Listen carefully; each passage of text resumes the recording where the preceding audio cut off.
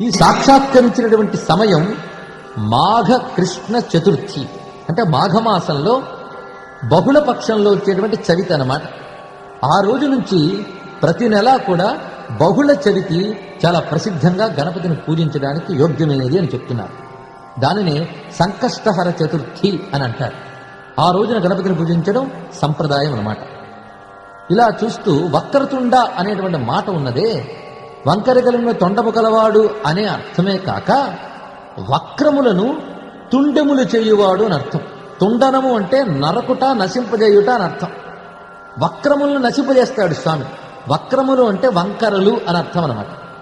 ఏ పనైనా సూటిగా సులభంగా జరిగిపోతే ఫలితం తొందరగానే వస్తుంది. కానీ దాన్ని సూటిగా వెళ్ళనివ్వకుండా వంకర తిప్పేసేవి విఘ్నాలు. పని తిన్నగా జరగనివ్వు, వంకర తిప్పేస్తుంటాయి.